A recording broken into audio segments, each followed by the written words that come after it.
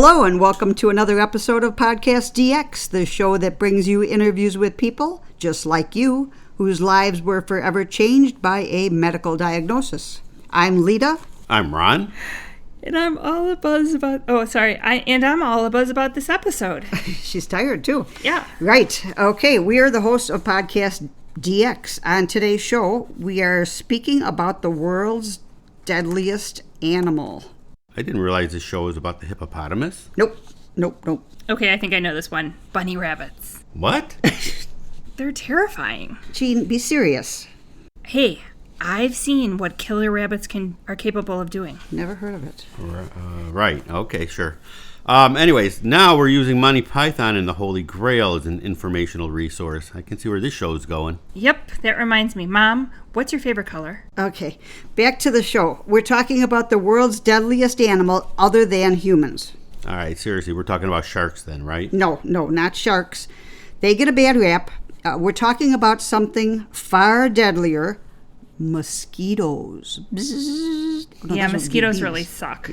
Yeah, they do. In more ways than one. They suck your blood, and they suck the fun out of all your outdoor activities. Yes, and today we're going to talk about mosquitoes. All right, let's get buggy with it. According to the World Health Organization, mosquitoes' ability to carry and spread diseases result in millions of human deaths every year. In 2015 alone, malaria caused 438,000 deaths. Wow, right. And climate change is only increasing the mosquito's habitat. I'll also refer to the World Health Organization stats. The worldwide incidence of dengue, which is also a fever, has risen 30-fold in the past 30 years. More and more countries are reporting their first outbreaks of dengue fever. Right, and Zika, dengue, Chikungunya. Chikungunya.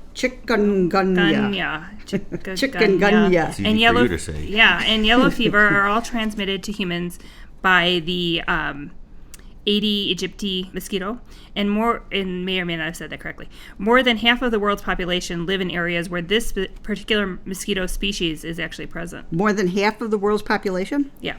Wow. Well, because mosquitoes, you don't think about them like in the Antarctic. No, you don't. No. Not yet. No. They will be, though. Okay. Did you know that there are several types of mosquitoes, and some actually have the ability to carry and spread many different diseases? Well, Zika, which only used to be found in Africa, is now also found in Micronesia, Polynesia, South and Central and North America. And as climate changes, so does the breeding ground for vectors like mosquitoes. Yeah, the CDC says that the number of illnesses caused by the bite of an infected mosquito, ticks and fleas, has more than tripled in the United States. And the country is not fully prepared to handle this increased burden.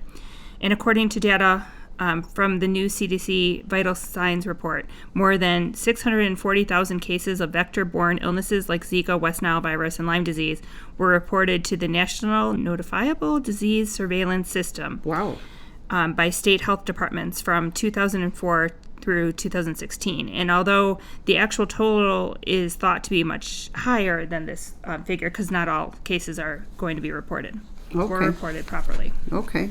And again, climate change is thought to be a major factor in the spread of vector-borne diseases, especially Lyme disease, as ticks move northward into areas that were previously too cold for their survival. Right, and seasons actually occur, like spring occurs earlier in some areas, so you have mosquitoes breeding sooner in the year and for longer durations as well. Okay. At this time, there are several mosquito-borne illnesses that can be found here in the continental United States.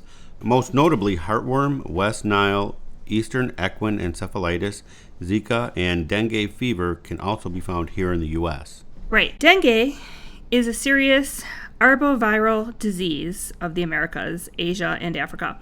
It has a low mortality rate, but has very uncomfortable symptoms and is becoming more and more serious, both in the frequency and the mortality rates in recent years. The two species of mosquito which are known to carry dengue fever prefer to lay their eggs in containers close to human habitations and are not well controlled by standard spraying techniques. The spread of dengue throughout the world can be directly attributed to the proliferation and adaptation of these mosquitoes.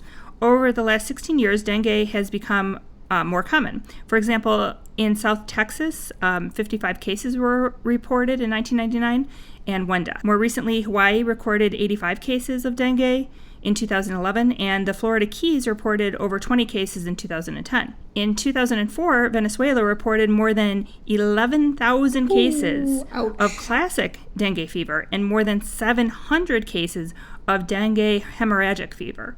In Indonesia, dengue outbreaks resulted in 600 deaths and more than 54,000 non-fatal cases. In 1999, Laredo and Nuevo Laredo had outbreaks of almost 100 cases. So it's not getting better. It's Getting worse. It's getting worse. In 2010, Puerto Rico experienced its largest outbreak of dengue with 21,000 cases reported. In 2009, Florida reported the first cases of local dengue transmission in 75 years within Old Town Key West. Right, so it's not somebody that went on vacation and came back and had it. It's somebody that actually got bit by a mosquito there in Florida.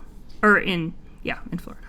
Yeah, I think I'm done going to the Florida Keys now. Yeah, can't go anywhere tropical. No. Yeah.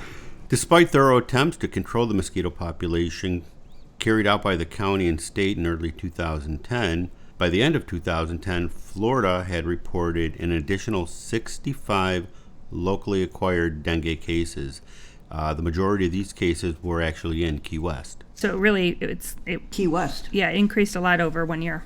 Well, here in the U.S., West Nile is the leading cause of mosquito-borne disease.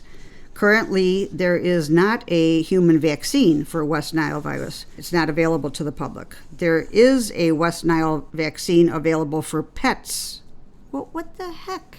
Pets are okay, but we're not? Well, not that they're okay, but I mean, it's been approved. we can okay. I don't know if... I'm sure they're working on it. I mean, this is something that's not going away. Right. I know, but they start out keeping our pets safe, and then they worry about Well, us. if you think We have about to it- feed our pets. okay, Don't you think they should take care of us first? Oh my gosh. All right, Okay. typically, about 1 in 5 people infected with West Nile virus will develop symptoms. These symptoms include a fever, headache, body aches, joint pains, vomiting, diarrhea, or a rash. Most people recover completely from West Nile, but fatigue and weakness can last for weeks or months. And unfortunately, 1 in 150 people who are infected with West Nile will develop more serious complications, including encephalitis, which is an inflammation of the brain, or meningitis, which is an inflammation of the spinal cord. Symptoms of a more severe West Nile illness may include high fever, headache, neck stiffness, stupor, disorientation, coma, tremors, convulsions, muscle weakness, vision loss, numbness, and paralysis. Yikes. Yeah, exactly. These more severe illnesses can occur in people of any age. However, people over 60 years of age are at a greater risk. Okay. People with certain medical conditions, such as cancer, diabetes, hypertension, kidney disease, and people who have received organ transplants are also at greater risk.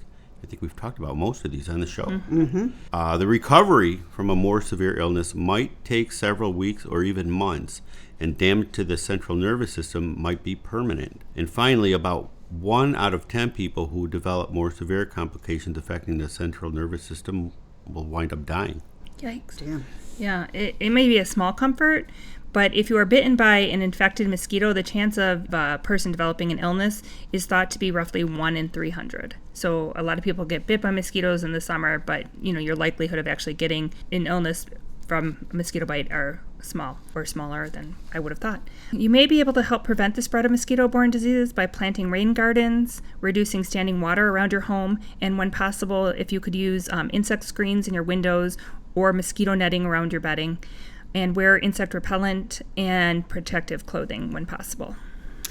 Okay, so before we started, you were talking about other ways of preventing the disease. Right. You said that if you have a rain barrel, you can put a screen at the top so that the mosquitoes can't lay eggs in the standing water in that rain barrel. Okay. And then also we have a flood prevention system around our house that collects rainwater and guides it away from the home. And we actually have nets in there as well. And then don't you put pellets or something in there to kill? There are a number of chemicals that can be used to help prevent the mosquitoes if they lay eggs to keep the eggs from hatching or something. Right.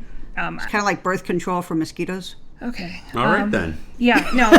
So don't leave, if you can avoid leaving things like tires, wheelbarrows, and other things that can possibly collect water outdoors. Actually, here in Illinois, there was a firm, a company that was fined by the state for leaving tires Outside and collecting to water. catch water. Yeah. Well, I don't think their goal was to catch water. No, well, yeah. Right. Aren't And these then- standard precautions, though, that you hear on the news and in Yeah, but- PSAs all the time, though? Right. If everyone did What they're supposed what to they're do. supposed to do and made sure that there weren't containers of standing water outside and around their home, it could significantly reduce the mosquitoes' breeding ground, and that would be great. And then there are other things like if you have small divots in your lawn, you can fill those in because there could be standing water there. Or just not having grass, because grass roots are very shallow, the water isn't able to penetrate into the ground quickly. So if you have native plants for your area, they have very deep roots, so the water can penetrate deep into the soil quickly or more quickly, and then you avoid standing water that way too. So there are a number of things you can do. Okay, and and then- all right, now we got a guy up on the roof right now doing gutters. Right. Well, yeah, taking care of your employees is a great idea. I didn't mean taking care of them. I just meant like dealing with the gutters and making sure that the right. gutters Cleaned out. drain properly. Right. Yeah, Taking keeping your care of the gutters. employees. Does she want me to bring them something to drink? What's going We on? do bring everybody. Did we mention these two haven't had much sleep? No, we Oh, did my not sleep God. last night, and All it right. can really Okay, show. back to sleep vectors. Okay. deprivation. Well, anyway, although we've barely scratched the surface on the topic of mosquitoes, I think it's time to wrap up the episode. Sounds good to me. I also wanted to cover ticks, but we can wait for that. That can wait for another episode. Ticks, yeah. Are you serious? You want me to say we can tick that box another time? It's on the script. It's on Ron. the It's script. on the Go ahead and script. say it. All right, we can tick that box another time. If our listeners have any questions or comments, for instance, sleep before you record, people Send sleep. them to somebody else. Please sleep. They can contact us at podcastdx@yahoo.com, through our website, podcastdx.com, on Facebook, Twitter, Pinterest, or Instagram, or send us a mosquito. No, don't send us a mosquitogram. Thank Okay. God we do not have that camera set up to do the video. Oh my gosh. Right. Oh, and also like bats can help. Bats. No, let's Oh, not yeah. talk about bats. No, bats eat the Bats mosquitoes. eat the Oh, I know, mosquitoes. but they're also pretty dangerous. Yeah. They are, yeah. but like they're where bats live, their homes are being destroyed every day, and then Okay. Yeah, it's And- like people using like explosive to get rid of a spider. You get rid of the spider, but then you lose half your house. No, you set the house on fire. Yeah, to get rid of the exactly. spider. No, bats are. I know they got some good purpose, but they're also pretty dangerous to humans. They can be, they can be only if they carry rabies. Right. Same Okay. thing with possums or Yeah. raccoons. And possums They eat have their own mosquitoes, too. purpose in life as long as they don't carry rabies. Right. So I guess the idea is don't let them get rabies. Okay. We can cover that another time. Oh, I'm so tired. After you get some sleep. As always, please keep in mind that this podcast is not intended to be a substitute for professional medical advice, diagnosis, or treatment. Thank God. Please seek out the advice of your physician or other qualified healthcare provider with any questions you may have regarding a medical condition or treatment and before undertaking a new healthcare regime, and never disregard professional medical advice or delay in seeking it because of something you've heard on this podcast. Oh my God. Hey, tune in next week.